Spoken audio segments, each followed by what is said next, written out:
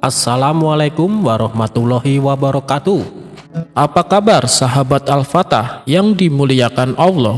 Semoga kita dalam keadaan sehat, dilimpahkan rezekinya dan diberikan keberkahan dunia dan akhirat. Amin ya robbal alamin.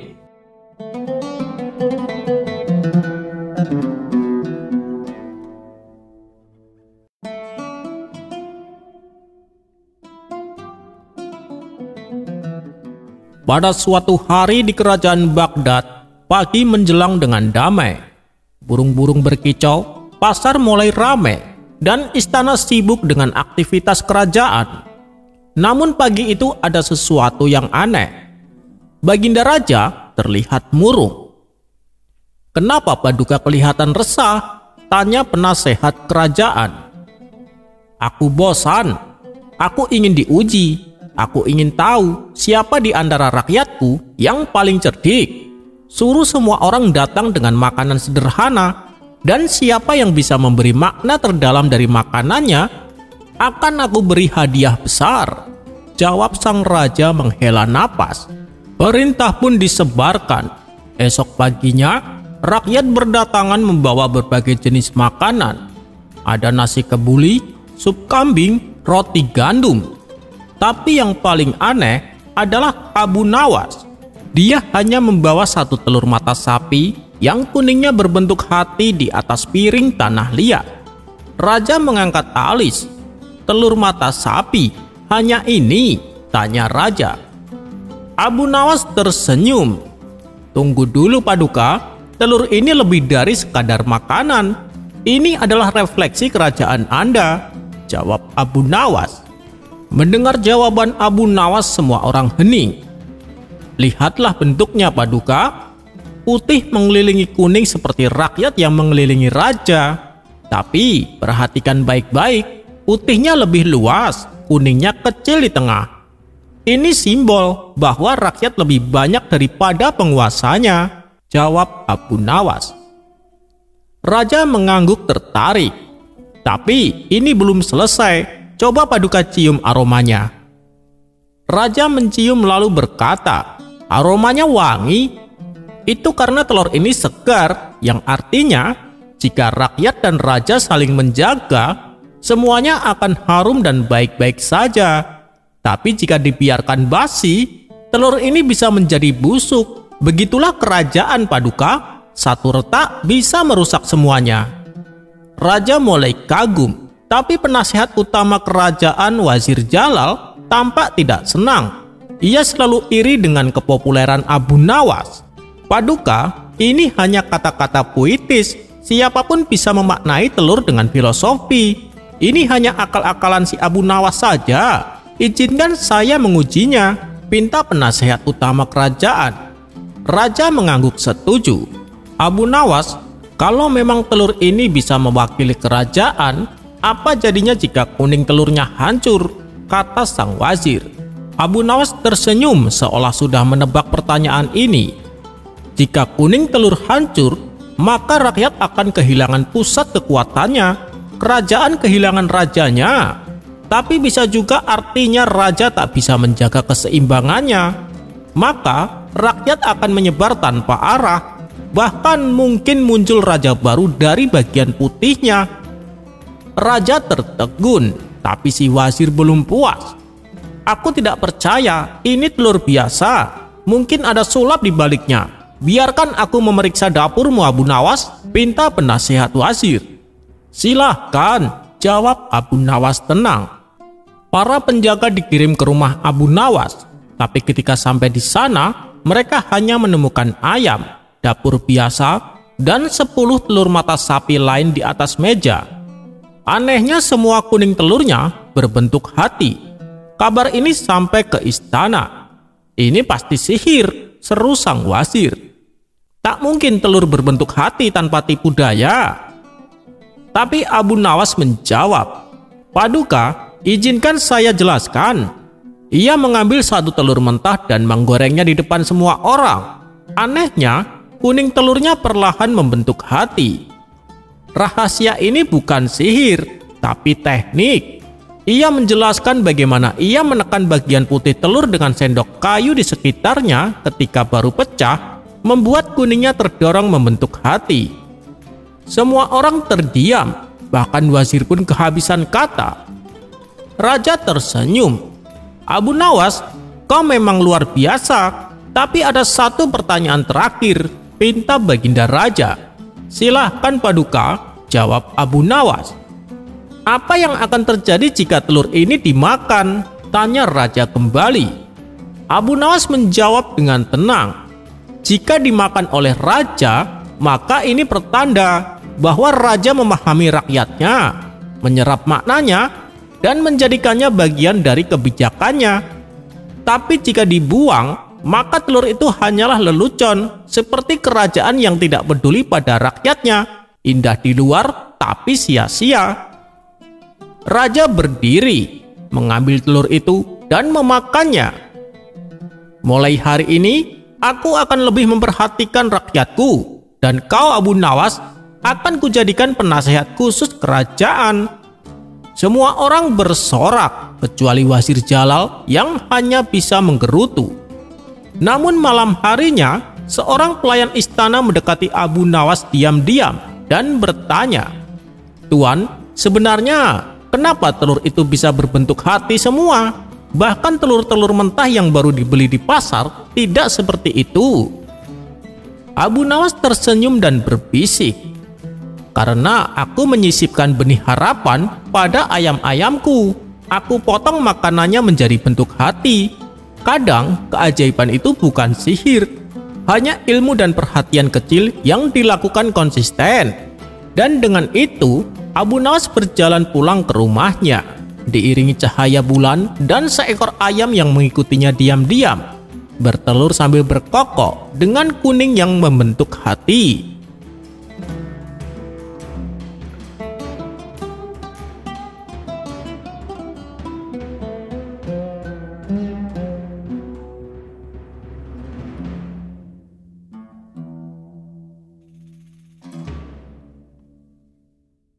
Di sebuah pasar yang ramai, Abu Jahil sedang berjalan-jalan dengan sombongnya.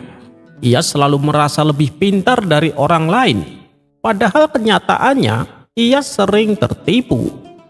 Saat itu, ia melihat Abu Nawas sedang berdiri di tengah pasar dengan sebuah karung besar di tangannya. Abu Nawas berteriak, "Barang langka, barang istimewa, hanya untuk orang yang benar-benar pintar dan berani." Orang-orang mulai berkumpul, penasaran dengan apa yang dijual Abu Nawas. Abu Jahil yang selalu ingin terlihat cerdas langsung maju ke depan. "Apa yang kau jual Abu Nawas?" tanyanya dengan angkuh. Abu Nawas tersenyum licik. "Ah, ini barang spesial, tapi hanya untuk orang yang cukup pintar untuk membelinya tanpa melihat isinya." Abu Jahil mengangkat alis. "Hah? Aku pasti lebih pintar dari siapapun di sini. Berapa harganya?" Abu Nawas menatapnya dan berkata, "Hanya 10 keping emas." Orang-orang yang mendengar itu langsung terkejut. "Wah, mahal sekali. Abu Jahil pasti tidak akan tertipu." Namun, karena gengsinya yang tinggi, Abu Jahil langsung mengeluarkan uangnya. Ia berpikir jika barang ini benar-benar berharga, maka ia bisa menjualnya lebih mahal nanti. Tanpa pikir panjang, ia menyerahkan uangnya dan mengambil karung itu. Setelah Abu Nawas pergi, Abu Jahil dengan bangga membuka karungnya di depan semua orang. Dan di dalamnya hanya seekor kucing kurus yang langsung melompat keluar. Orang-orang tertawa terbahak-bahak. Abu Jahil membeli kucing dalam karung. Hahaha. Wajah Abu Jahil langsung merah padam. Ia berteriak marah. "Abu Nawas, kau menipuku." Abu Nawas yang mendengar itu hanya menoleh sambil tersenyum. "Bukan aku yang menipumu Abu Jahil. Kau sendiri yang begitu percaya diri tanpa berpikir panjang. Kucing itu tidak pernah minta dijual, tapi kau membayarnya dengan 10 keping emas." Semua orang kembali tertawa. Sementara Abu Jahil hanya bisa gigit jari. Sejak hari itu, setiap kali seseorang membeli sesuatu tanpa berpikir, Jangan sampai seperti Abu Jahil yang membeli kucing dalam karung.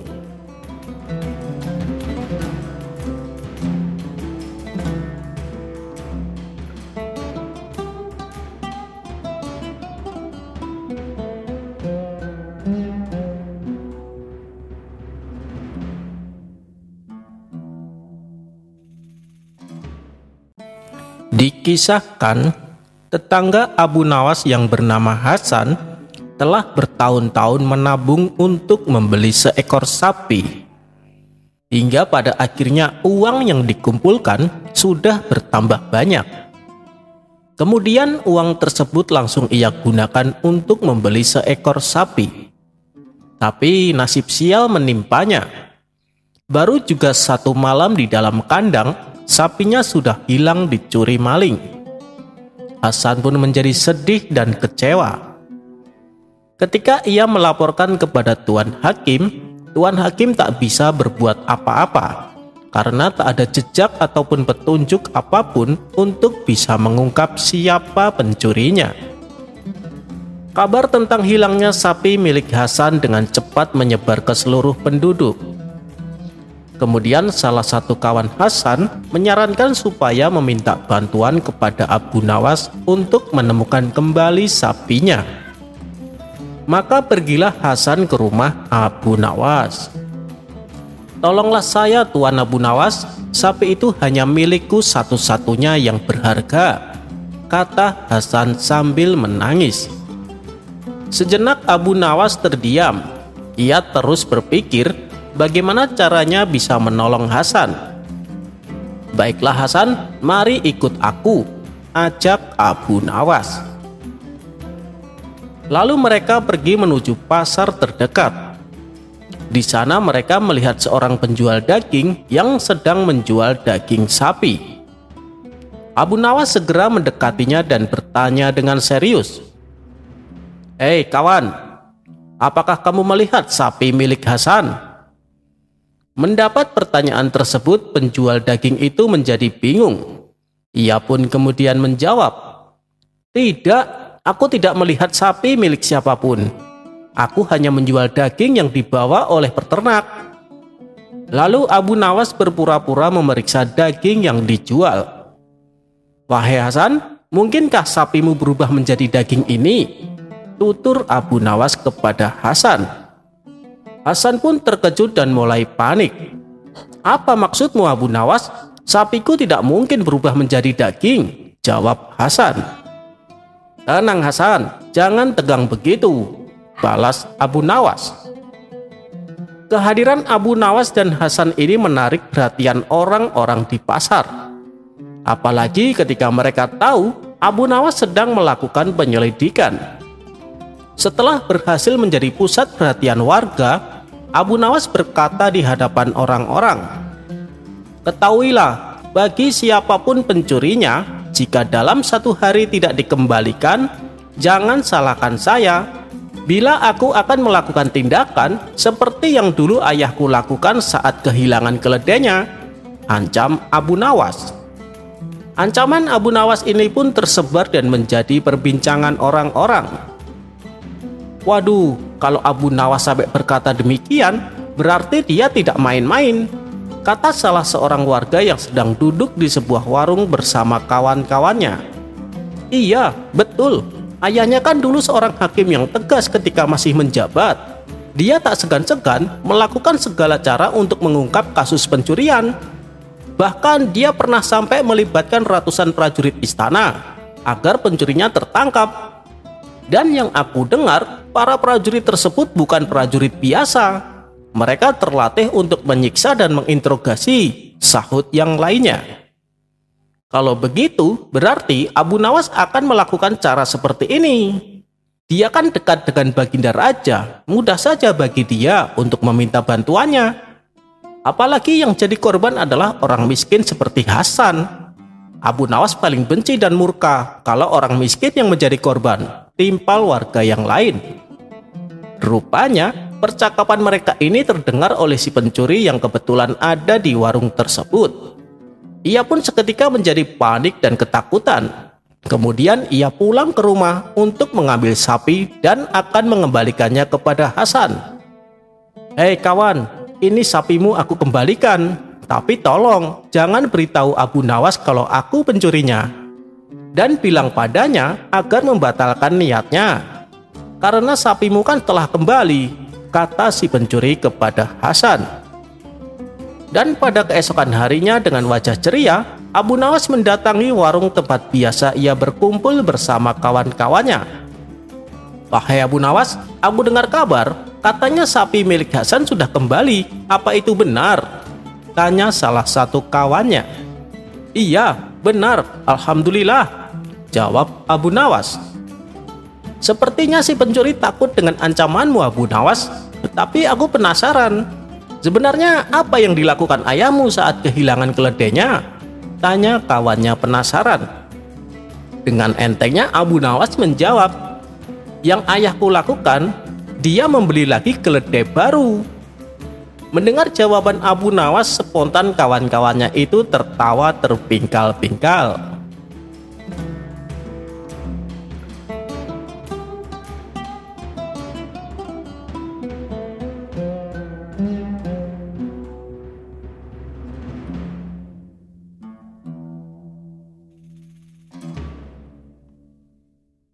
Dikisahkan Abu Nawas kembali mendapati dirinya dalam situasi yang sulit. Ia terduga sebagai pelaku atas hilangnya kuda kesayangan Baginda Raja. Dan sialnya, beberapa menteri istana yang tidak suka kepadanya memanfaatkan kesempatan ini untuk memfitnahnya. Mereka bersekongkol membuat pengakuan palsu. Mereka mengaku melihat Abu Nawas menyelinap di kandang istana di malam hari sebelum hilangnya kuda Baginda Raja. Tentu saja Abu Nawas tidak terima dengan tuduhan tersebut. Ia pun membela diri bahwa pada malam kejadian itu ia tengah menyendiri di sebuah ladang miliknya. Akan tetapi karena tidak punya cukup bukti, Baginda Raja tak lantas percaya begitu saja. "Bisa kau buktikan siapa yang melihatmu di ladang?" tanya Baginda Raja. "Tidak ada, Yang Mulia. Waktu itu saya hanya seorang diri," jawab Abu Nawas. "Lalu, bagaimana aku percaya dengan pembelaanmu, sedangkan tidak ada saksi?" ujar Baginda Raja. Mendengar itu Abu Nawas hanya bisa pasrah menerima nasibnya. Wajahnya tertunduk lesu, tak bisa berkata-kata. Sebenarnya Baginda Raja tahu Abu Nawas tak mungkin melakukan semua itu, tapi ia sengaja ingin kembali menguji seberapa cerdiknya untuk bisa lolos dari hukuman yang akan dijalaninya. "Wahai Abu Nawas, atas kejahatan yang telah kau lakukan, aku akan menghukummu. Ada dua pilihan hukuman yang akan kau jalani: diusir dari negeri ini selama-lamanya atau dihukum mati. Kau pilih yang mana?" tanya Baginda Raja. Sejenak Abu Nawas terdiam. Ia pun memutar otak agar bisa lolos dari kedua hukuman tersebut. Tak berapa lama ia pun mendapatkan ide yang cemerlang. "Paduka Yang Mulia, saya pilih diusir dari negeri ini selama-lamanya.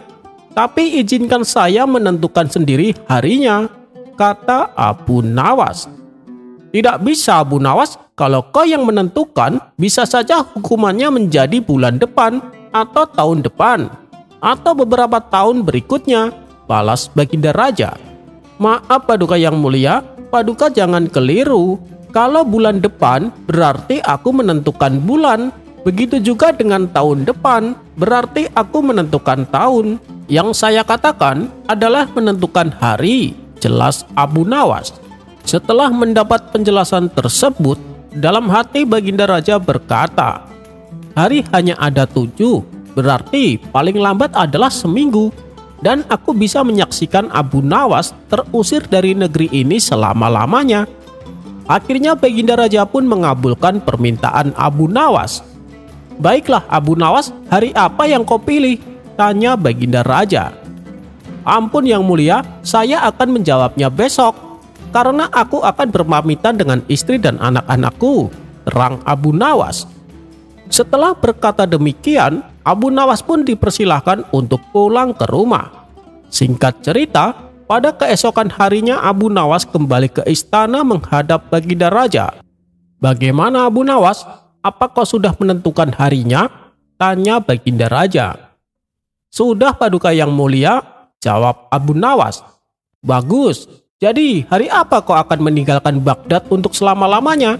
tanya Baginda Raja kembali. "Sehari setelah saya meninggal Paduka," jawab Abu Nawas. Mendengar itu seketika Baginda Raja tertawa terpingkal-pingkal. "Waduh, berarti aku harus mengusir jenazahmu Abu Nawas?" tanya Baginda Raja.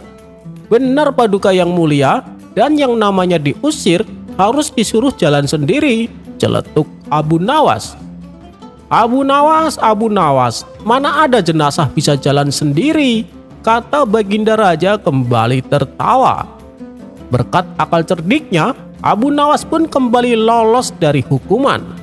Bahkan karena telah membuat Baginda Raja tertawa, ia diberi hadiah sejumlah pundi-pundi uang.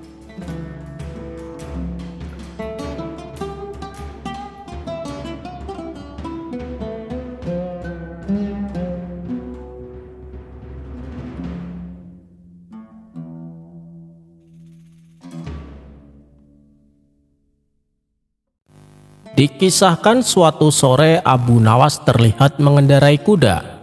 Dia akan pergi menuju warung untuk berkumpul bersama kawan-kawannya. Sesampainya di sana, warung tersebut terlihat ramai tidak seperti biasanya. Di sebelah tempat duduk kawan-kawan Abu Nawas, ada beberapa anak muda yang juga sedang berkumpul. Abu Nawas pun lalu menghampiri kawan-kawannya dan duduk bersama mereka. Sementara sekumpulan anak muda yang duduk bersebelahan tampak asik mengobrol diselingi canda tawa. Obrolan dan ketawa mereka yang terdengar keras agak mengganggu Abu Nawas dan kawan-kawannya.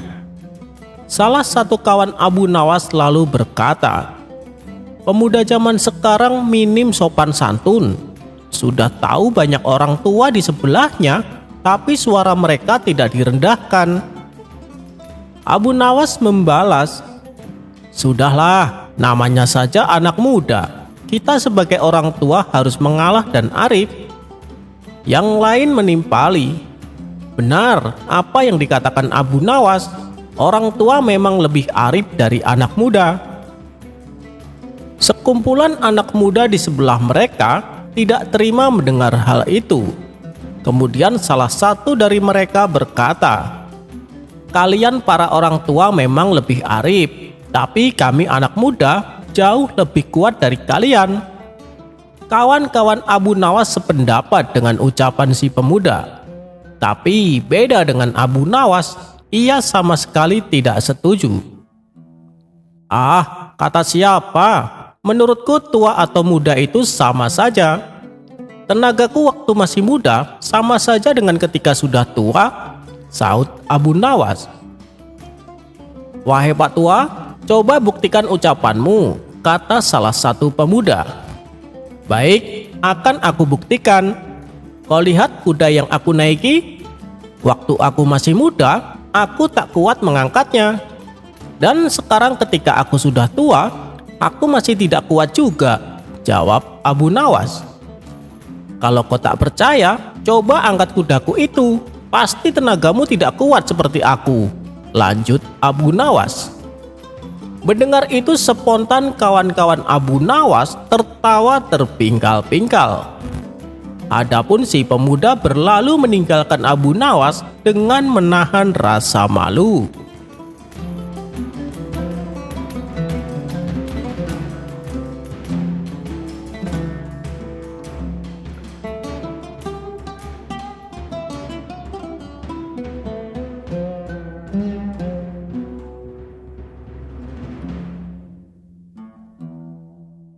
Belakangan ini, situasi di kampung Abu Nawas sedang marak pencurian. Beberapa tetangga Abu Nawas sudah menjadi korbannya. Pelakunya terbilang nekat. sebab ia beraksi hanya seorang diri. Namun apabila ada yang berani melawan atau menghalang-halanginya, si pencuri tak segan-segan untuk membunuhnya. Tentu saja hal ini membuat warga resah. Berbagai upaya sudah dilakukan untuk mengungkap siapa pelakunya. Tapi si pencuri sangatlah cerdik sehingga identitasnya sulit diketahui. Akhirnya, warga meminta bantuan istana supaya kampungnya dijaga. Maka Baginda Raja mengirim puluhan prajurit untuk menjaga keamanan. Beberapa prajurit disiagakan di tempat-tempat yang rawan pencurian. Sementara beberapa prajurit lainnya bertugas berkeliling kampung. Namanya saja pencuri cerdik, ia bisa dengan mudah menyelinap tanpa ketahuan. Dan kali ini rumah Abu Nawas yang akan menjadi sasarannya. Saat tengah malam tiba, si pencuri memanjat atap rumah Abu Nawas. Sang istri yang masih terjaga menyadari kehadiran si pencuri di atap rumah. Ia pun segera membangunkan Abu Nawas. "Wahai suamiku, di atap rumah kita ada seorang pencuri," kata sang istri kepanikan. Abu Nawas terkejut dan terbangun. "Aku takut suamiku, apa yang harus kita lakukan?" tanya sang istri. Sejenak Abu Nawas terdiam. Kalau mau melawan itu tidak mungkin, bisa-bisa malah mati terbunuh, pikir Abu Nawas. Di saat suasana sedang genting tak menyurutkan Abu Nawas untuk kehilangan akal cerdiknya. "Tenang saja, aku punya ide, kau turuti saja perintahku," kata Abu Nawas. Setelah Abu Nawas memberitahu rencananya, sang istri langsung mengiyakannya. Kemudian dengan suara lantang, sang istri berkata, "Wahai suamiku, apakah di karung ini semuanya berisi uang? Dari mana kau dapatkan uang sebanyak ini?" Abu Nawas pura-pura emosi dan menjawab, "Tengah malam begini, kau membangunkan aku hanya untuk menanyakan asal-usul uang tersebut?"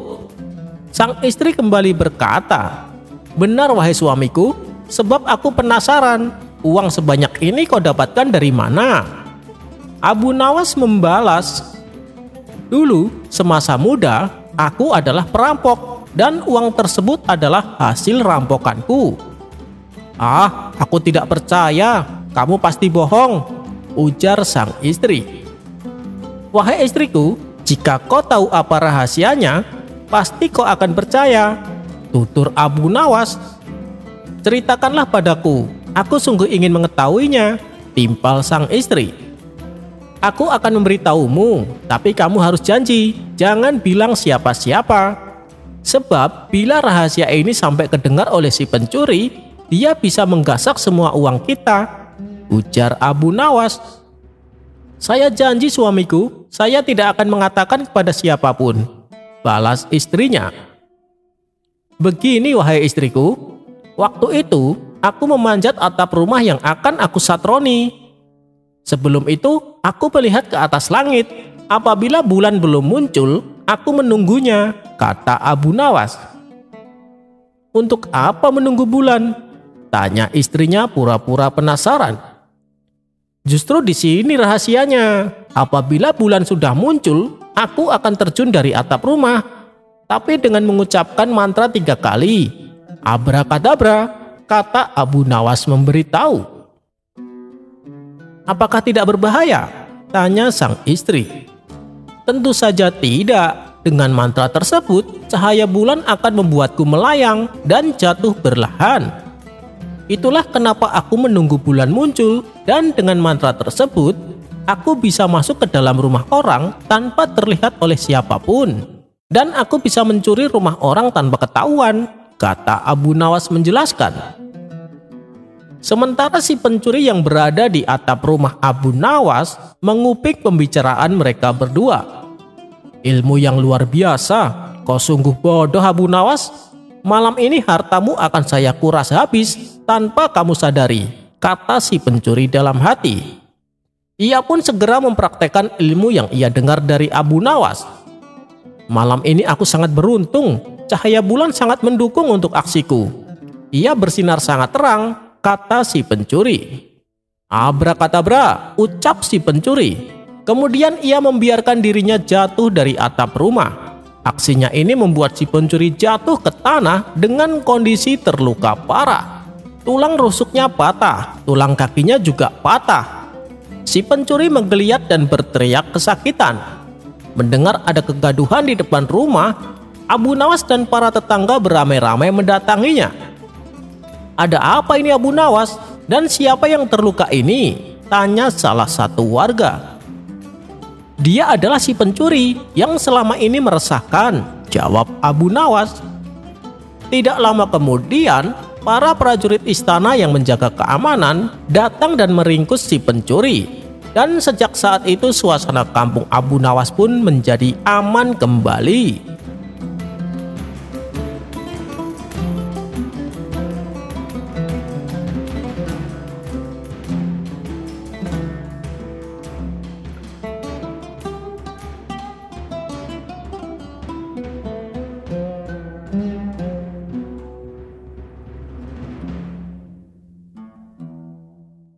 Berawal dari adanya seorang pedagang sukses bernama Abdul Malik. Ia dikenal sebagai orang baik dari negeri Khurasan. Kekayaannya yang berlimpah selalu dimanfaatkan untuk bersedekah. Abdul Malik kerap mengundang orang-orang miskin untuk makan bersama di rumahnya. Sampai ada suatu hari, dia menyedekahkan hampir semua hartanya dan merasakan kelegaan yang jauh lebih nikmat dibandingkan ketika memberi hanya sebagian kecil. Kelegaan itu membuatnya memutuskan menggunakan tiap harta miliknya untuk kesejahteraan fakir miskin.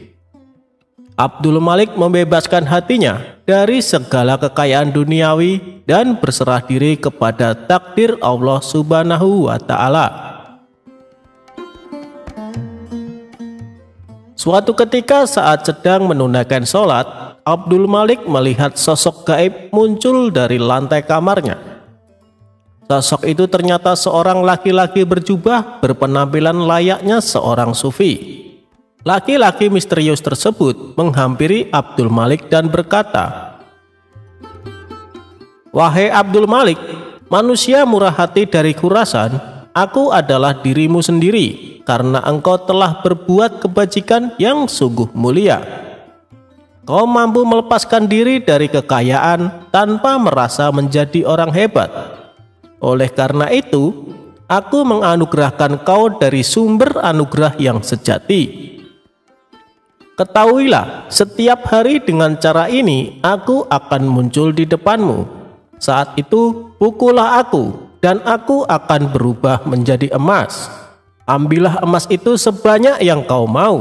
Tak perlu khawatir kau akan menyakitiku, sebab yang kau ambil akan diganti dari sumber segala anugerah." Setelah berkata demikian, sosok itu pun lenyap seketika.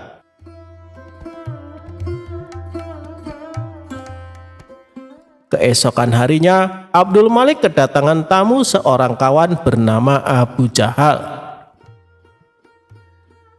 Saat mereka berdua sedang asik berbincang-bincang, tidak lama kemudian sosok misterius kemarin yang berpenampilan sufi kembali muncul di hadapan Abdul Malik. Abdul Malik pun segera memukulnya dengan tongkat. Seketika itu juga lelaki misterius yang dipukulnya berubah menjadi emas. Abdul Malik lalu mengambil bagiannya dan juga memberikan emas kepada Abu Jahal. Melihat peristiwa yang menakjubkan tersebut, Abu Jahal hanya bengong dan terpana. "Sungguh luar biasa," gumamnya. Tanpa mengerti kejadian sebelumnya, Abu Jahal mulai berpikir, alangkah gembiranya jika bisa melakukan hal serupa. Abu Jahal mengetahui bahwa kaum sufi rata-rata punya kekuatan tertentu. Ia pun menyimpulkan hanya perlu memukul mereka untuk mendapatkan emas. Maka terbesitlah di benak Abu Jahal sebuah ide konyol. dia mengadakan sebuah jamuan pesta makan yang hanya dihadiri para sufi.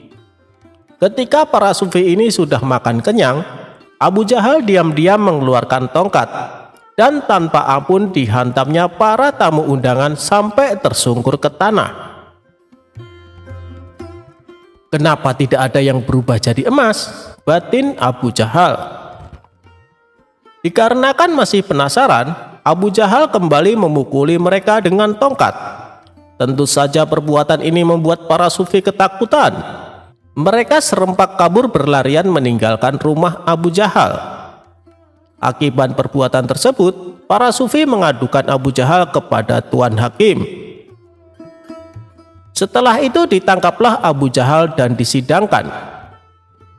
Di hadapan Tuan Hakim, Abu Jahal beralasan bahwa perbuatannya ini semata-mata ingin meniru Abdul Malik. Pasalnya, dia pernah melihat Abdul Malik memukul seorang sufi, dan seketika itu juga orang yang dipukul berubah menjadi emas. Mendengar pengakuan Abu Jahal yang tidak masuk akal, Tuan Hakim kembali bertanya, "Apa kau yakin dengan yang kau lihat, Abu Jahal?" "Hamba yakin sekali, Tuan Hakim. Kalau tidak percaya, panggil saja Abdul Malik kemari," jawab Abu Jahal. Maka dipanggillah Abdul Malik ke pengadilan untuk dimintai keterangan. Dalam perjalanan ke pengadilan, sosok sufi misterius yang bisa berubah jadi emas membisikkan kepada Abdul Malik apa yang harus dikatakan. "Wahai Tuan Abdul Malik, apa benar yang dikatakan Tuan Abu Jahal?" tanya Tuan Hakim. "Menurut saya Abu Jahal sudah tidak waras, Tuan Hakim. Bisa saja dia sedang berusaha menutup-nutupi hobinya menyiksa orang tanpa alasan," ujar Abdul Malik. "Memang hamba mengenalnya, Tuan Hakim, tetapi yang ia ceritakan tentang kejadian di rumah hamba tidak lebih dari akal-akalan belaka," imbuhnya.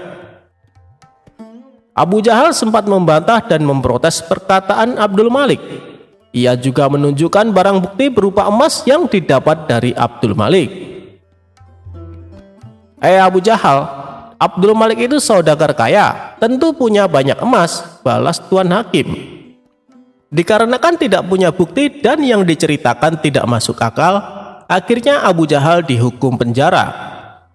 Sementara Abdul Malik masih melakukan rutinitas seperti biasa, memberikan sedekah uang dan makanan kepada fakir miskin setiap harinya.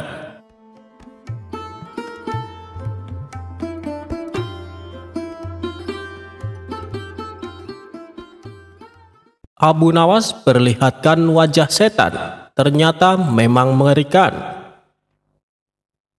Alkisah, suatu hari Abu Nawas sedang bepergian ke suatu tempat karena ada suatu urusan. Di dalam perjalanannya, ia melihat seorang pemuda yang hendak melompat dari sebuah jembatan. Kemudian, Abu Nawas menghampiri pemuda tersebut sambil berteriak, "Jangan melompat dari tempat itu." Setelah sampai ke jembatan di mana pemuda tersebut berada, Abu Nawas langsung melontarkan pertanyaan. "Mengapa di usiamu yang begitu muda berpikir untuk terjun ke dalam air yang sangat dingin itu?" tanya Abu Nawas. "Karena bosan hidup," jawab pemuda tersebut. Tentu saja jawaban dari pemuda tersebut tidak bisa diterima oleh Abu Nawas begitu saja. Maka Abu Nawas pun kemudian kembali berkata seperti ini, "Nak, dengarkan saya. Jika kamu terjun ke sungai itu, saya harus terjun juga menyusulmu untuk menyelamatkanmu. Air itu dingin sekali. Saya baru saja sembuh dari radang paru-paru. Tahu maksud saya bisa mati. Saya mempunyai istri dan anak. Apakah kamu mau hidup dengan beban pikiran seperti ini?" ujar Abu Nawas. "Tentu saja tidak," jawab pemuda itu kepada Abu Nawas. "Maka dengarkan saya, jadilah orang baik-baik, bertobatlah dan Allah akan mengampuni kamu. Pulanglah, nah dalam kesendirianmu dan di rumah yang sepi itu, gantunglah dirimu," ujar Abu Nawas seraya balik kanan dan pergi. Setelah mendengarkan perkataan Abu Nawas, pemuda itu membatalkan niatnya untuk bunuh diri dan kembali pulang ke rumahnya. Dalam perjalanan selanjutnya, Abu Nawas didatangi oleh seorang laki-laki bejat. Tanpa basa-basi, laki-laki tersebut langsung menanyakan sesuatu kepada Abu Nawas. Adapun pertanyaan laki-laki tersebut yaitu perihal keinginannya yang ingin melihat setan. "Wahai Abu Nawas, aku ingin sekali memiliki kemampuan melihat setan. Apa kau bisa mengajariku cara melihatnya?" tanya laki-laki bejat tersebut. "Tentu bisa, tepat sekali kau bertemu denganku," jawab Abu Nawas mengiyakan permintaan laki-laki itu. "Kalau begitu tunjukkan kepadaku," ujar laki-laki tersebut kepada Abu Nawas. "Itu mudah sekali. Apa kau memiliki cermin di rumah?" kata Abu Nawas. "Tentu saja punya, wahai Abu Nawas," jawab laki-laki itu kembali. Kemudian Abu Nawas pun memberitahukan cara melihat wujud setan kepada laki-laki bejat tersebut. "Jadi begini caranya. Pandangi cerminmu betul-betul. Tidak butuh waktu lama, kau akan melihat wujud setan yang ingin kau ketahui," jelas Abu Nawas. Pemuda itu yang mengetahui maksud dari perkataan Abu Nawas hanya bisa tertawa ngakak. Sementara Abu Nawas pun melanjutkan perjalanannya. Cara Abu Nawas menurunkan hujan.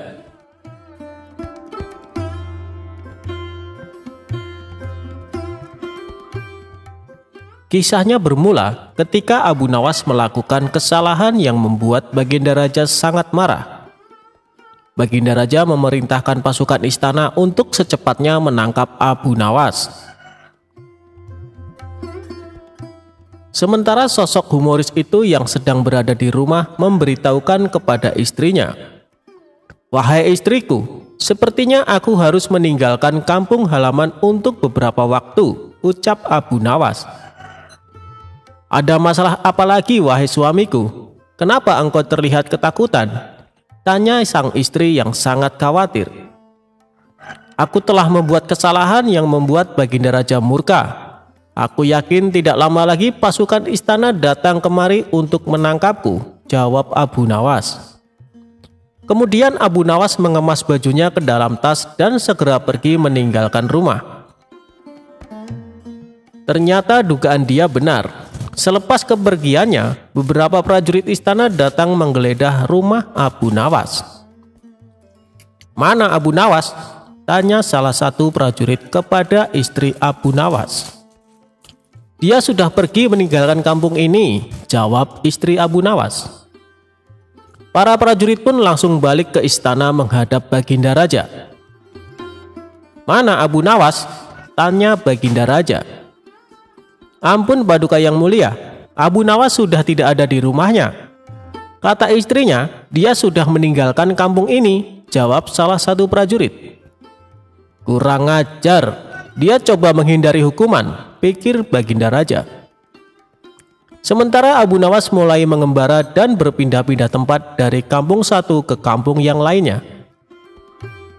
Suatu ketika dalam pengembaraannya, Abu Nawas melintasi sebuah dusun yang sedang dilanda musim kemarau.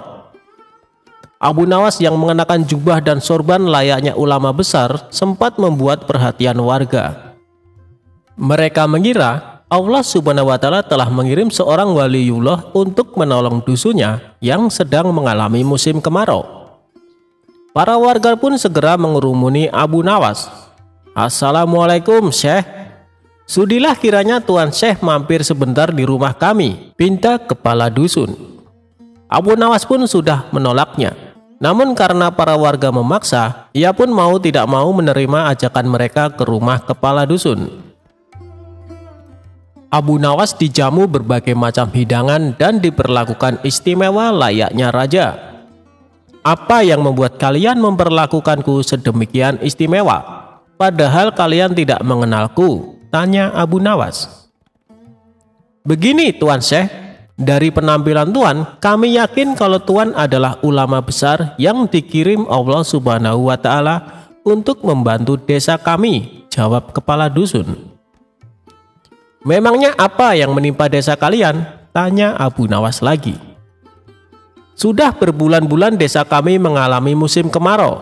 Tanaman-tanaman mati. Air persediaan kami tinggal beberapa ember. Doakanlah desa kami, wahai Tuan Syekh, agar desa kami diturunkan hujan," jelas kepala dusun. Abu Nawas terdiam mendengar keluhan mereka. Ia juga berbulan-bulan tidak mandi dan bajunya sudah lama tidak dicuci. Padahal tujuannya ke sini untuk menumpang mandi. Beberapa lama kemudian muncullah ide cemerlang di otaknya. "Baiklah, aku akan memanjatkan doa kepada Allah supaya desa kalian diturunkan hujan. Tapi ada syaratnya," ujar Abu Nawas. "Apa itu syaratnya, Tuan Syekh?" "Kami bersedia melakukannya," balas kepala dusun. "Syaratnya adalah kumpulkan semua air persediaan kalian dan ditaruh di tengah lapangan," perintah Abu Nawas. Para warga pun membawa air terakhir yang mereka miliki. Total air yang terkumpul hanya 2 ember. Kemudian air tersebut ditaruh di tengah lapangan. Abu Nawas melepas bajunya dan mencucinya dengan air di ember pertama. Sedangkan air di ember kedua dia gunakan untuk mandi. Melihat hal itu, para warga pun menjadi terkejut. "Wahai Tuan Syekh, itu air terakhir persediaan kami yang rencananya untuk minum anak-anak kami," ucap salah satu warga. Perbuatan Abu Nawas ini tentunya mengundang reaksi kemarahan warga. Ada yang mencemooh, ada yang membentak, ada pula yang menghujat. Namun di tengah kegaduhan itu, Abu Nawas dengan tenang mengangkat bajunya yang dicuci, lalu menjemurnya, dan perkataan para warga tidak dihiraukannya. Para warga bertambah emosi sehingga hendak memukulinya. Tapi niat mereka langsung terhenti karena tiba-tiba terdengar suara guntur yang disusul hujan lebat. Penduduk pun lupa dengan marahnya. Bahkan sebaliknya, mereka berebutan mencium tangan Abu Nawas dan mulai berteriak kegirangan menyambut datangnya hujan yang sudah lama ditunggu. Saat itu sang kepala dusun menghampiri Abu Nawas. "Tuan Syekh, sebenarnya doa apa yang Tuan panjatkan sehingga langit berkenan menurunkan hujan?" tanya kepala dusun. Dengan polosnya Abu Nawas menjawab, "Begini, doaku biasa saja, tapi jubahku ini tinggal satu dan tidak pernah dicuci selama berbulan-bulan. Bila aku menjemurnya, pasti hujan akan turun deras. Mungkin karena langit tidak tahan dengan bau jubahku ini," celetuk Abu Nawas cengengesan. Mendengar hal itu, sontak para warga langsung tertawa terpingkal-pingkal. Sejak saat itu Abu Nawas mulai menetap di sana sembari menunggu kemarahan Baginda Raja reda.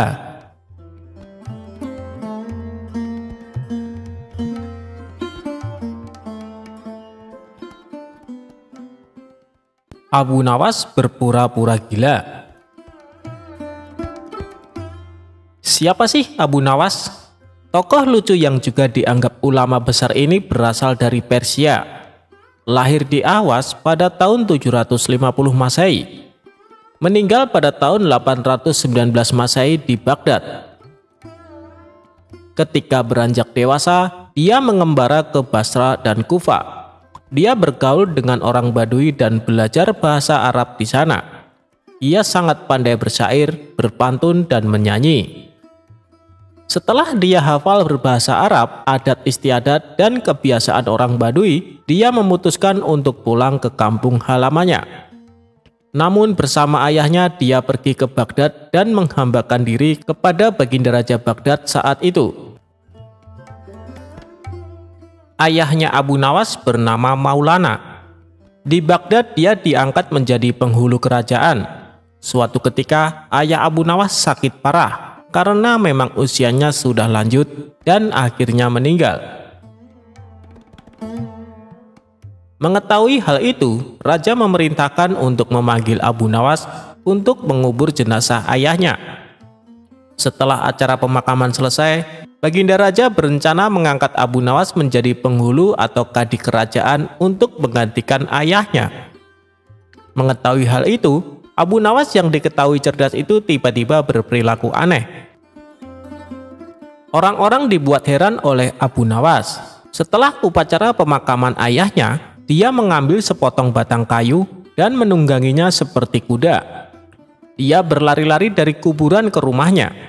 Pada kesempatan lain, dia mengajak beberapa anak kecil untuk pergi ke kuburan ayahnya. Abu Nawas mengajak anak-anak bermain rebana membuat orang semakin heran dengan kelakuan Abu Nawas dan menganggapnya telah gila karena ditinggal mati ayahnya. Pada suatu hari Baginda Raja mengutus beberapa orang untuk menemui Abu Nawas. "Hai Abu Nawas, kamu dipanggil Raja untuk menghadap beliau," kata salah satu utusan Raja. "Untuk apa Raja memanggilku? Aku tidak ada urusan dengannya," jawab Abu Nawas seenaknya. "Kamu tidak boleh bersikap seperti itu kepada rajamu," lanjut sang utusan istana.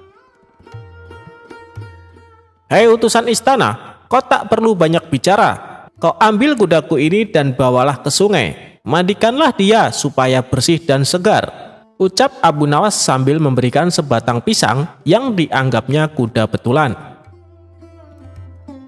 Para utusan raja hanya geleng-geleng kepala melihat kelakuan Abu Nawas. "Hei Abu Nawas, apakah kau tidak mau menghadap raja?" tanya utusan istana. "Katakan saja kepada rajamu, aku sudah tahu, maka aku tak mau menghadap," kata Abu Nawas. Para utusan kerajaan segera menyingkir dari rumah Abu Nawas setelah mereka dilempari dengan debu oleh Abu Nawas. Sesampainya di istana, para utusan melaporkan apa yang terjadi pada Abu Nawas yang dianggap sudah gila. Dengan geram raja berkata, "Dasar kalian, menghadirkan Abu Nawas saja kalian tidak becus. Segera bawa dia ke sini dengan sukarela ataupun dipaksa." Dengan paksa akhirnya Abu Nawas menghadap raja. Namun, lagi-lagi Abu Nawas bersikap seperti orang tidak waras di hadapan rajanya tersebut. "Bersikaplah sopan Abu Nawas," tegur raja. "Ya Baginda Raja, tahu kan Anda, terasi itu asalnya dari udang." "Kurang ajar, kau menghinaku Abu Nawas." "Tidak Baginda, siapa bilang udang berasal dari terasi?" Merasa dilecehkan, Baginda Raja segera memerintahkan prajuritnya untuk memukuli Abu Nawas sebanyak 25 kali. Usai dipukul, Abu Nawas keluar dari istana dan bertemu penjaga gerbang yang mencegatnya. "Hei Abu Nawas, dulu kamu pernah berjanji padaku, jika kau mendapat hadiah dari raja, kau akan membagikannya kepadaku. Nah, sekarang mana bagianku?" "Tentu saja aku tidak lupa, aku bukan cuma akan memberimu setengahnya, tapi semuanya," jawab Abu Nawas. Tanpa banyak basa-basi, Abu Nawas mengambil kayu agak besar lalu memukuli penjaga gerbang itu sebanyak 25 kali. Tentu saja orang itu berteriak kesakitan dan tidak terima diperlakukan seperti itu oleh Abu Nawas. Hal ini ia laporkan kepada sang raja. "Ya tuanku Baginda Raja, hamba mengadukan Abu Nawas yang telah memukuli hamba tanpa satu alasan. Hamba memohon keadilan dari Baginda Raja." Segera Baginda Raja memerintahkan pengawal membawa Abu Nawas ke istana lagi. Raja bertanya, "Hei Abu Nawas, benarkah kau telah memukuli penunggu gerbang istana sebanyak 25 kali?" Abu Nawas menjawab, "Ampun Paduka, hamba melakukannya karena memang sudah sepantasnya dia menerima pukulan itu." "Apa maksudmu? Coba kau terangkan secara jelas apa sebenarnya yang terjadi." "Hamba dan penunggu gerbang istana ini sudah mengadakan perjanjian bahwa jika saya mendapat hadiah dari Baginda, maka hadiah tersebut akan dibagi dua. Tadi hamba mendapat hadiah pukulan dari Baginda, sehingga saya juga memberikan pukulan itu kepadanya." Baginda bertanya kepada penjaga gerbang, "Hei, apa benar yang dikatakan Abu Nawas? Kau telah mengadakan perjanjian seperti itu?" "Benar tuanku, tapi hamba tidak mengira kalau hadiah dari Baginda berupa pukulan," jawab penjaga pintu gerbang. "Hahaha, dasar tukang peras, sekarang kau kena batunya." Ternyata Abu Nawas tidak bersalah. Abu Nawas pun pulang dengan hati gembira karena membawa sekantong uang perak dari Baginda. Tetapi sesampainya di rumah dia tetap bersikap aneh dan terlihat memang seperti orang gila beneran. Kelakuan Abu Nawas ini bertahan sampai 1 bulan. Dan akhirnya Baginda Raja mengangkat orang lain sebagai kadi atau penghulu istana yang baru. Sebenarnya Baginda Raja ingin mengangkat Abu Nawas untuk menggantikan ayahnya. Setelah mendengar tentang pengangkatan kadi yang baru yang konon katanya bernama Polan, Abu Nawas mengucapkan syukur karena terhindar dari balak yang mengerikan. Mengapa Abu Nawas bersikap seperti orang gila? Ceritanya begini, pada saat ayahnya sakit parah, Abu Nawas dipanggil untuk menghadap.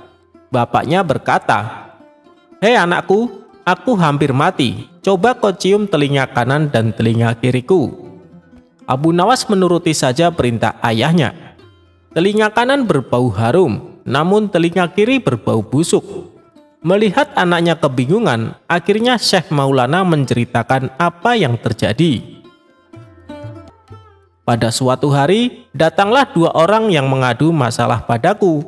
Yang satu aku dengar keluhannya, tapi yang satu tidak aku dengar karena aku tidak suka padanya. Ini resiko menjadi seorang kadi atau hakim. Jika kelak kau menjadi hakim, kamu akan mengalaminya karena sudah pasti Baginda Raja akan memilihmu menjadi seorang kadi atau hakim. Jika kamu tidak suka menjadi kadi, buatlah alasan yang masuk akal agar kau tidak terpilih menjadi kadi atau hakim. Itulah sebabnya Abu Nawas berpura-pura gila, hanya agar tidak dipilih menjadi hakim kerajaan. Walaupun begitu, Abu Nawas tetap sering dipanggil ke istana guna diajak konsultasi oleh raja untuk menyelesaikan suatu perkara.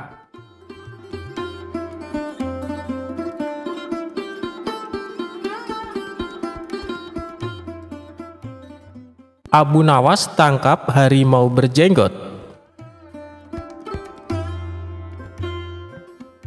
Suatu ketika, Baginda Raja terlihat sangat marah kepada Abu Nawas yang telah berkali-kali mempermainkan dirinya dengan cara-cara yang sangat kurang ajar. Tak main-main, bahkan kali ini Baginda Raja ingin membunuh Abu Nawas jika gagal dalam melaksanakan perintahnya. "Hei Abu Nawas, sekarang juga kamu harus mempersembahkan kepadaku seekor harimau berjenggot. Jika gagal, aku akan membunuh engkau," tegas Baginda Raja. "Ya Tuanku Paduka, semua perintah Paduka akan hamba laksanakan. Namun untuk yang satu ini, hamba mohon waktu 8 hari, jawab Abu Nawas. Setelah percakapan itu, Abu Nawas pulang ke rumahnya. Sepertinya ia sudah menangkap gelagat bahwa kali ini Baginda Raja memang sangat marah kepadanya. Baginda Raja rupanya sedang mencari akal agar dapat mencelakakan Abu Nawas. "Jadi aku juga harus berhati-hati," pikir Abu Nawas dalam perjalanan. Setibanya di rumah, Abu Nawas memanggil 4 orang tukang kayu dan disuruh untuk membuat kandang macan. Hanya dalam 3 hari kandang macan tersebut sudah jadi. Abu Nawas lalu berpesan kepada istrinya agar menjamu orang yang berjenggot apabila datang ke rumah. "Istriku, jika nanti engkau mendengar aku mengetuk pintu, suruh dia masuk ke dalam kandang itu," kata Abu Nawas sambil menunjuk kandang macan itu. "Baik suamiku," jawab istrinya. Ia kemudian bergegas pergi menuju musola dan membawa sajadah. "Hei Abu Nawas, tumben sholat di sini?" tanya imam dan penghulu musola itu. "Sebenarnya saya mau menceritakan hal ini kepada orang lain, tapi kalau tidak kepada tuan penghulu, kepada siapa lagi saya mengadu?" jawab Abu Nawas. "Tadi malam saya ribut dengan istri saya, itu sebabnya saya tidak mau pulang ke rumah." Abu Nawas melanjutkan ceritanya. Pucuk dicinta, ulam pun tiba. Kubiarkan Abu Nawas tidur di sini, dan aku pergi ke rumah Abu Nawas menemui istrinya. Sudah lama aku menaruh hati kepada perempuan cantik itu, pikir penghulu itu yang duduk di depan Abu Nawas. Abu Nawas, bolehkah aku menyelesaikan perselisihan dengan istrimu itu? Tanya sang penghulu. Silahkan, hamba sangat berterima kasih atas kebaikan hati Tuan, jawab Abu Nawas. Tak menunggu waktu lama, penghulu itu pergi ke rumah Abu Nawas dengan hati berbunga-bunga dan dengan wajah berseri-seri. Setelah sampai, ia mengetuk pintu rumah Abu Nawas. Begitu pintu terbuka, ia langsung menghampiri istri Abu Nawas dan diajak untuk bersanding. Hei Adinda, apa gunanya punya suami jahat dan melarat? Lagi pula Abu Nawas tak karuan. Lebih baik kamu jadi istriku. Kamu dapat hidup senang dan tidak kekurangan sesuatu apapun, kata penghulu itu. Baiklah jika keinginan Tuan demikian, jawab istri Abu Nawas. Tak berapa lama kemudian, terdengar pintu rumah Abu Nawas diketuk oleh seseorang. Ketukan itu membuat penghulu kaget dan kebingungan kemana ia harus bersembunyi. Tuan, silahkan bersembunyi di dalam kandang itu, kata istri Abu Nawas sambil menunjuk kandang yang terletak di dalam kamar Abu Nawas. Tanpa pikir panjang lagi, penghulu itu masuk ke kandang itu dan menutupnya dari dalam. Sedangkan istri Abu Nawas segera membukakan pintu sambil menengok ke kanan dan kiri. Abu Nawas lalu masuk ke rumah. Hei istriku, apa yang ada di dalam kandang itu? Tanya Abu Nawas. Tidak ada apa-apa, jawab istrinya. Apa putih-putih itu? Tanya Abu Nawas dengan penasaran. Lalu melihat penghulu itu gemetaran karena malu dan ketakutan. Setelah 8 hari, Abu Nawas memanggil 8 kuli untuk memikul kandang itu ke istana. Para warga ternyata sudah geger, ingin melihat harimau berjenggot. Karena seumur hidupnya, mereka tidak pernah melihat harimau berjenggot. Jangankan melihat, mendengar harimau berjenggot pun belum pernah. Mereka terheran-heran akan kehebatan Abu Nawas yang telah memiliki seekor harimau berjenggot. Tetapi begitu melihat penghulu di dalam kandang itu, mereka tidak bisa bilang apa-apa. Selain mengiringi kandang itu sampai ke istana, hingga menjadi arak-arakan panjang, si penghulu menjadi sangat malu. Tak lama kemudian, sampailah iring-iringan itu ke dalam istana. Hei Abu Nawas, apa kabar? Apakah kamu sudah berhasil mendapatkan harimau berjenggot? Tanya Baginda. Dengan berkat dan doa tuanku, alhamdulillah hamba berhasil, jawab Abu Nawas. Maka dibawalah kandang itu ke hadapan Baginda Raja. Ketika Baginda hendak melihat harimau tersebut, si penghulu memalingkan mukanya ke arah lain dengan muka merah padam karena perasaan malu bercampur takut. Tiba-tiba Baginda Raja menggeleng-gelengkan kepala dengan takjub. Sebab menurut penglihatan Baginda, yang ada di dalam kandang itu adalah penghulu musola. Abu Nawas buru-buru menimpali. Ya tuanku, itulah harimau berjenggot. Tapi Baginda tidak cepat tanggap. Ia termenung sesaat karena penghulu dikatakan harimau berjenggot. Tiba-tiba Baginda bergoyang ke kiri dan ke kanan seperti orang berdoa. Penghulu, kata Baginda. Ya tuanku Paduka, perlukah memberitahukan kenapa hamba dapat menangkap harimau berjenggot ini di rumah hamba sendiri? Kata Abu Nawas. Baginda Raja menganggukkan kepala tanda setuju. Abu Nawas pun menceritakan apa yang terjadi sebelumnya kepada Baginda Raja.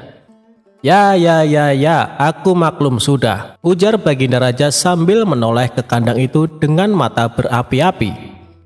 Melihat hal itu, Baginda sangat murka kepada sang penghulu. Sebab ia semestinya menegakkan hukum, ia pula yang melanggarnya, ia telah berkhianat. Baginda segera memerintahkan punggawa mengeluarkan penghulu dari kandang dan diarak keliling pasar, setelah sebelumnya dicukur botak agar diketahui oleh seluruh rakyat betapa aibnya orang yang berkhianat.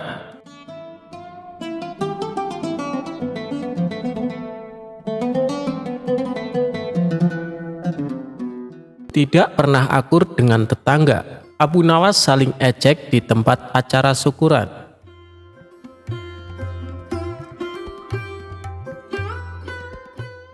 Cerita lucu Abu Nawas kali ini melibatkan tetangganya yang bernama Abu Jahal.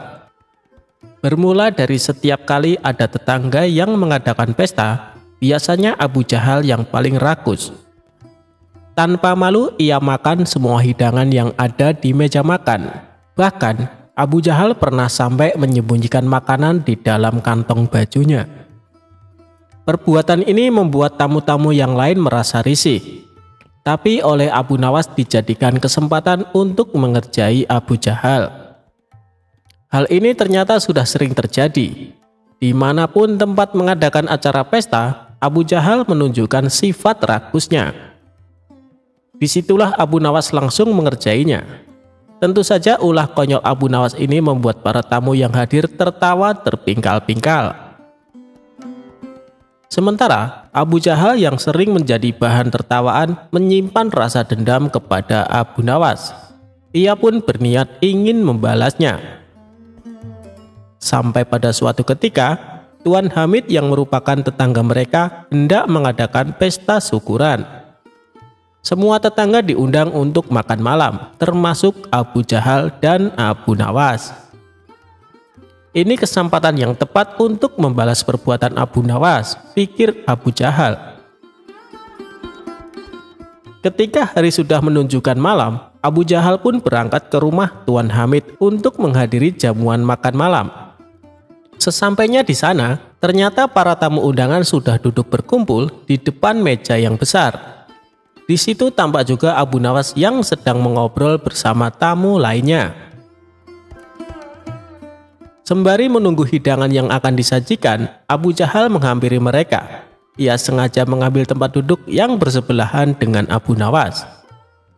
Melihat kedatangan Abu Jahal, Abu Nawas pun menyapanya. "Hai Abu Jahal, tumben datangnya telat. Biasanya kamu yang paling pertama," celetuk Abu Nawas menggodanya. Semua tamu yang hadir spontan tertawa mendengarnya. Namun Abu Jahal tetap tenang. Ia tidak terpancing dengan ledekan Abu Nawas. Tidak berapa lama datanglah hidangan sop kambing yang sangat lezat dan menggugah selera. Setelah diletakkan di meja makan, tibalah waktunya untuk menyantap hidangan. Abu Jahal yang biasanya paling pertama mengambil makanan memilih untuk tetap tenang. Ia hanya memandangi para tamu yang asik mengambil sop kambing. Begitu juga dengan Abu Nawas, terlihat sangat antusias mengambil sop kambing di meja makan. Lalu ia menyantapnya dengan sangat lahap. Mungkin karena sedang lapar, Abu Nawas sampai beberapa kali menambah porsinya. Melihat tingkah Abu Nawas ini, terbesit di benak Abu Jahal untuk membalas dendam. Ia pun mengejek Abu Nawas. "Hei Abu Nawas, kamu seperti serigala yang kelaparan. Atau barangkali kamu dendam ya sama kambing itu, sampai-sampai sangat bersemangat untuk menghabisi sopnya," olok Abu Jahal. Para tamu undangan langsung tertawa mendengar ucapan Abu Jahal. Sementara Abu Nawas yang baru tersadar kalau dirinya menjadi bahan tertawaan segera membalas ejekan Abu Jahal.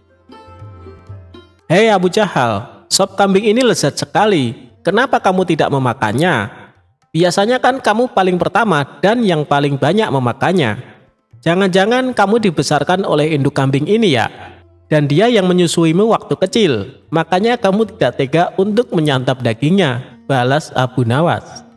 Mendengar ucapan Abu Nawas, para tamu yang hadir tertawa terpingkal-pingkal. Bahkan mereka tertawa lebih kencang dari sebelumnya. Sementara muka Abu Jahal seketika berubah memerah menahan emosi. Ia pun memilih meninggalkan acara pesta yang diadakan di rumah Tuan Hamid.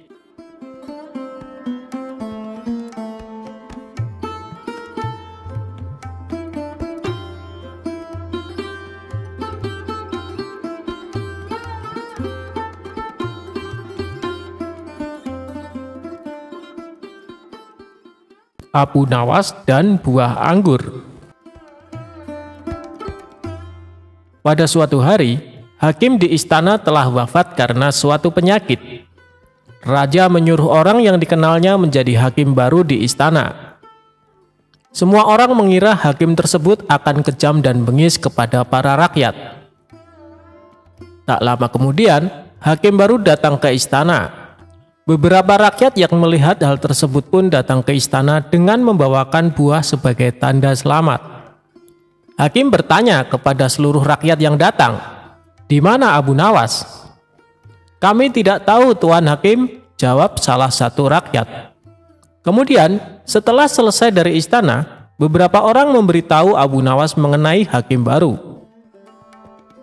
Setelah mengetahui hal tersebut, Abu Nawas pergi ke istana dengan membawa buah-buahan di atas nampan.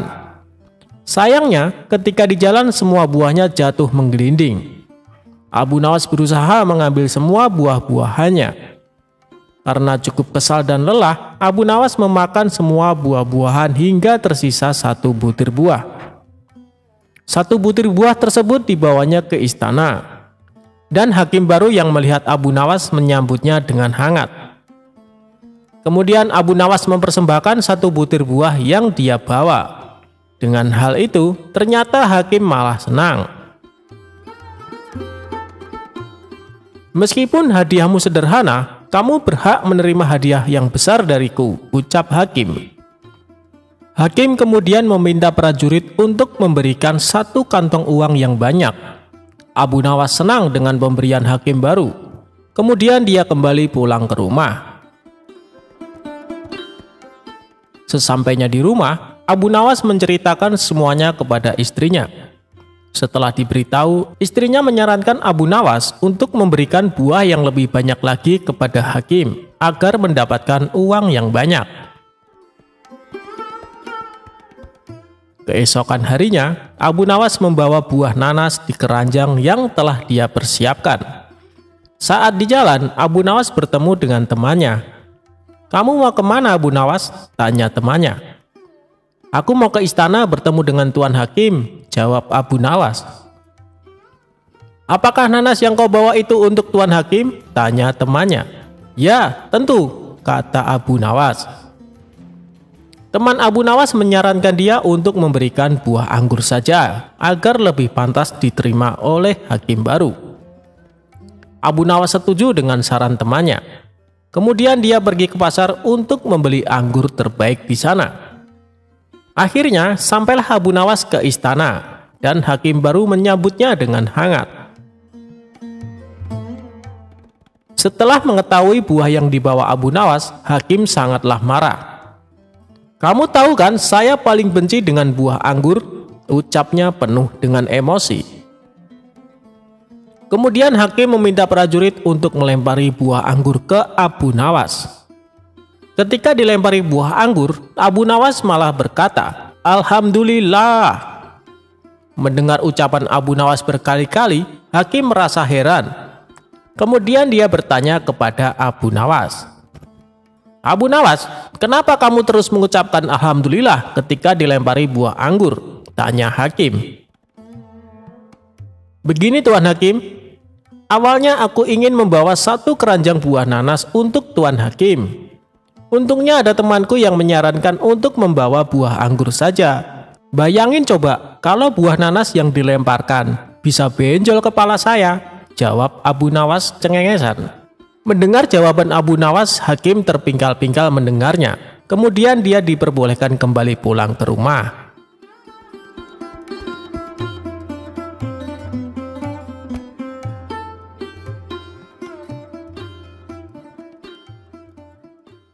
Abu Nawas menjadi pengacara.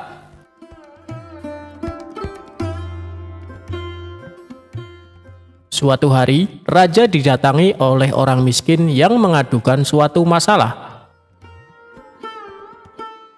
"Apa masalahmu, Tuan? Cobalah ceritakan padaku," kata sang raja. "Nama saya Abu Sukun. Saya orang miskin. Di sebelah rumah saya ada orang kaya. Orang kaya itu menyuruh saya membayar uang karena saya dituduh mencium bau makanannya tanpa izin. Bagaimana saya bisa menghindari bau makanannya sementara rumahnya bersebelahan dengan rumah saya, tuanku?"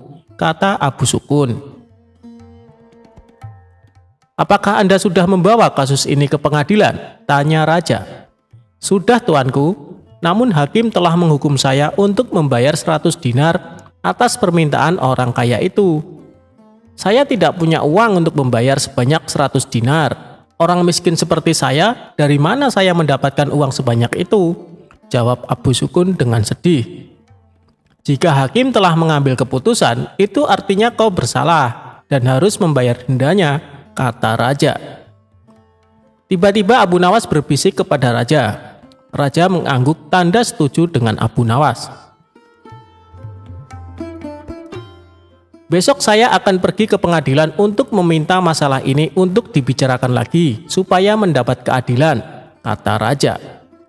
Sudahlah, aku akan membantumu. Baginda ingin masalah ini diselidiki dan diadili dengan baik, kata Abu Nawas kepada Abu Sukun. Tengah malam, Abu Nawas meminta raja untuk pergi ke rumah hakim. Tiba-tiba mereka mendengar percakapan di rumah hakim. Dengan cepat, Abu Nawas dan raja bersembunyi sambil mendengarkan percakapan dari dalam rumah hakim. Saya mendengar raja ingin kasus saya dibawa ke pengadilan lagi. Ini uang 100 dinar saya berikan kepada Anda, agar kasus ini saya menangkan, kata si kaya. Raja pun terkejut dan marah. Besok kita harus pergi ke pengadilan, dan tuanku harus menjadi saksi atas perbuatan mereka, kata Abu Nawas. Keesokan harinya di pengadilan.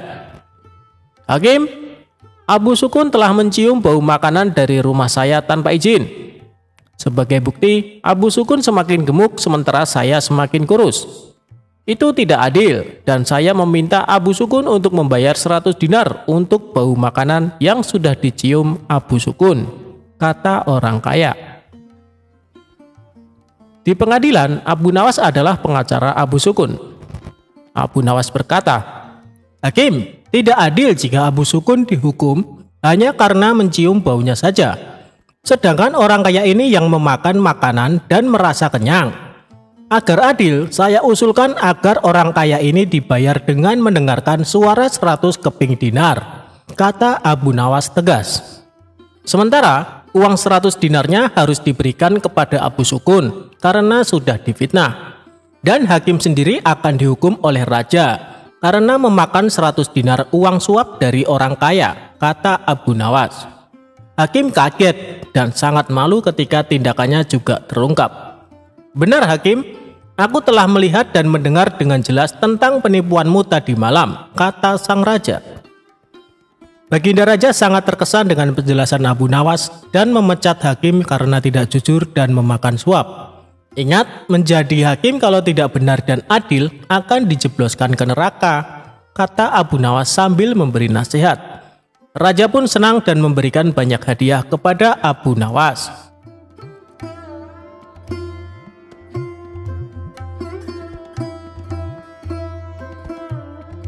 Abu Nawas anti hujan. Sejak peristiwa penghancuran barang-barang di istana oleh Abu Nawas yang disaksikan oleh Baginda Raja, saat itu pula Baginda Raja sangat kesal dan ingin segera untuk menangkap si tersangka yaitu Abu Nawas agar dijebloskan ke dalam penjara karena ulah dari tingkah lakunya. Sudah menjadi hukum bagi siapa saja yang tidak sanggup melaksanakan titah Baginda Raja, apalagi sampai membangkang kepada sang raja, maka tak disangsikan lagi bahwa ia akan mendapatkan hukuman.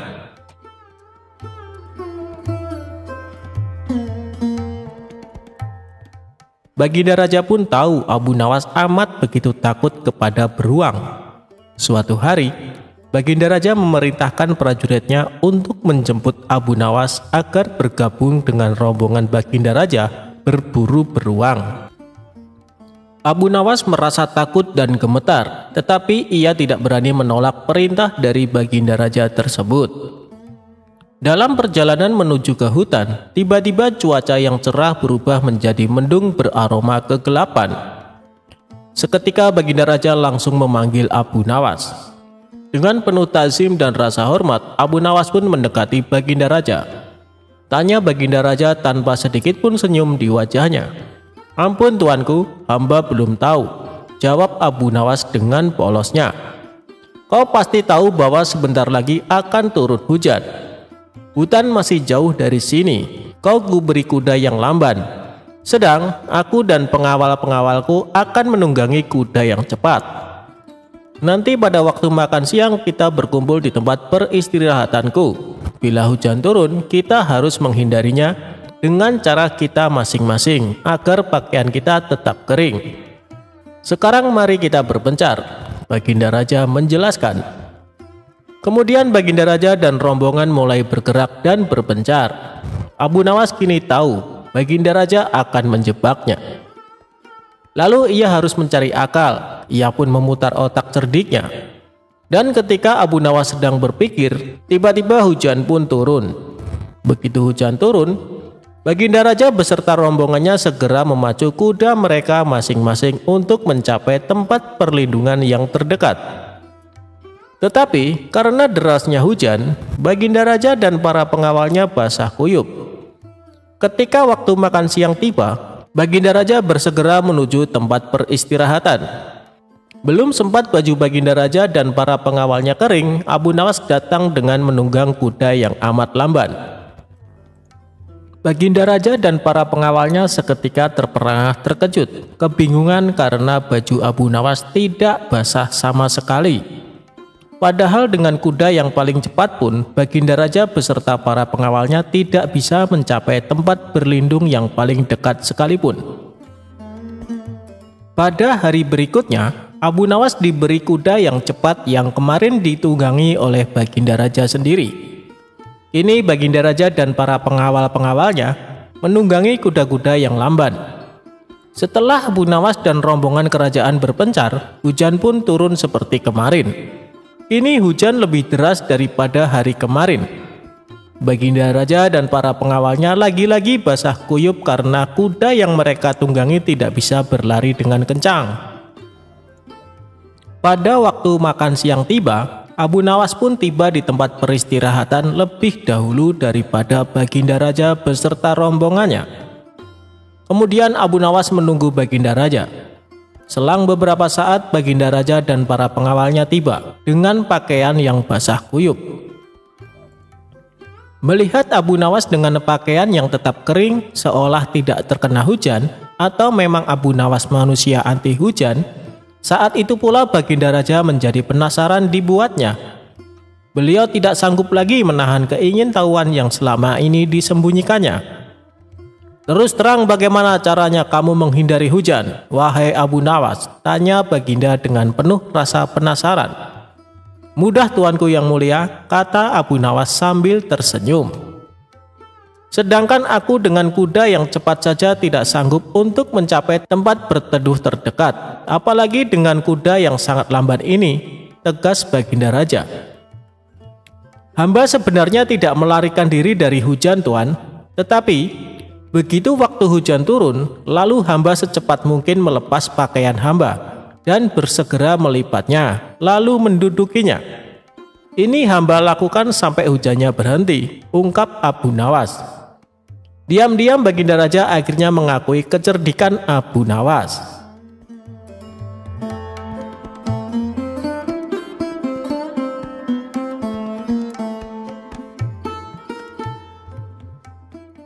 Perebutan tanah Abu Nawas dan Abu Jahal. Dikisahkan, Abu Nawas mempunyai tetangga yang licik. Dia adalah Abu Jahal. Abu Jahal mempunyai kebun yang ditanami berbagai macam buah-buahan. Kebunnya ini berdekatan dengan kebun milik Abu Nawas. Antara kebun Abu Jahal dan kebun milik Abu Nawas hanya dibatasi oleh tumpukan batu. Abu Jahal berkeinginan menambah luas area kebunnya. Ia pun berpikir keras agar keinginannya terwujud. Hal ini sampai membuat Abu Jahal susah tidur. Tiba-tiba terlintas pikiran jahat di benaknya. Aku harus melakukannya. Sekarang mumpung waktunya sudah malam, pikir Abu Jahal. Di tengah malam gelap gulita, Abu Jahal langsung pergi menuju kebun miliknya. Dia mencari pembatas tumpukan batu yang menjadi pemisah antara kebunnya dan kebun milik Abu Nawas. Setelah menemukannya, Dia mulai mengangkat satu persatu batunya, lalu dia memindahkan di area kebun milik Abu Nawas. Dengan begitu, luas kebun milik Abu Jahal menjadi bertambah luas.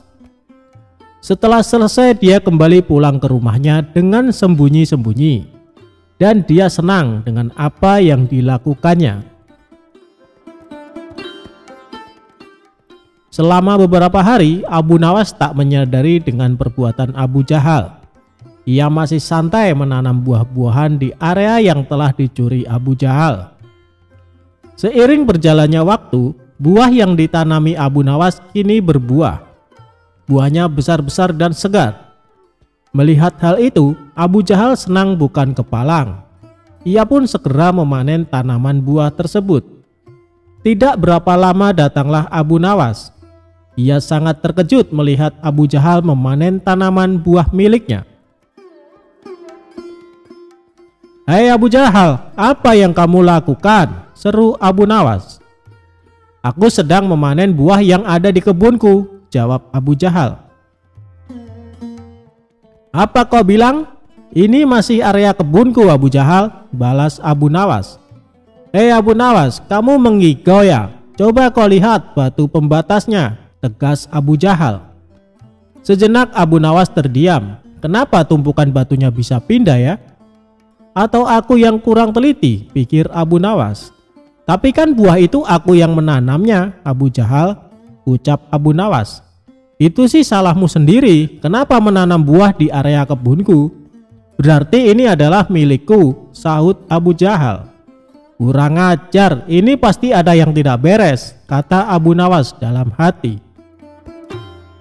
"Hei Abu Jahal, kamu pasti memindahkan tumpukan batu itu kan?" tanya Abu Nawas geram. "Jangan fitnah kamu. Aku bisa mengadukannya kepada Tuan Hakim," balas Abu Jahal menggertak. "Ayo kita selesaikan masalah ini di depan Tuan Hakim," timbal Abu Nawas. Maka keduanya menghadap Tuan Hakim.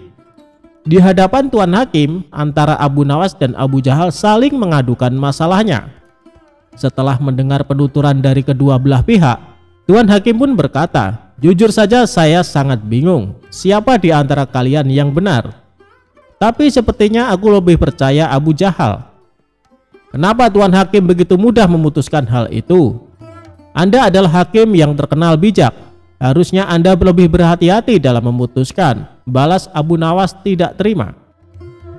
"Sudahlah Abu Nawas, terima saja keputusan hakim. Toh area kebunmu masih juga luas," ucap Abu Jahal. "Enak saja kamu bicara. Kamu telah mencuri lahanku. Kamu sengaja memindahkan tumpukan batu yang menjadi pembatas," bentak Abu Nawas. "Saya harap kalian berdua diam. Apa yang akan saya putuskan tidak bisa diganggu gugat. Dan keputusan saya adalah tanah yang kamu tanami buah adalah milik Abu Jahal," kata Tuan Hakim memutuskan. Mendengar hal itu, Abu Jahal merasa sangat senang. "Terima kasih Tuan Hakim, Anda adalah hakim yang paling bijak yang pernah saya kenal," sahut Abu Jahal. Sementara Abu Nawas hanya bisa pasrah menerima keputusan tersebut. "Asik, sekarang aku punya kebun lebih luas dari Abu Nawas," batin Abu Jahal kegirangan. "Oh iya, Abu Jahal, berapa luas kebunmu?" tanya Tuan Hakim. "1,5 hektar, Tuan Hakim," jawab Abu Jahal. "Kalau kamu Abu Nawas, berapa luas kebunmu?" tanya Tuan Hakim kembali. "Sebenarnya luas kebun saya 1,5 hektar. Tapi karena setengahnya dicuri sama Abu Jahal, luasnya jadi tinggal 1 hektar, jawab Abu Nawas. "Kalian tahu tidak kenapa saya tanya luas kebun kalian?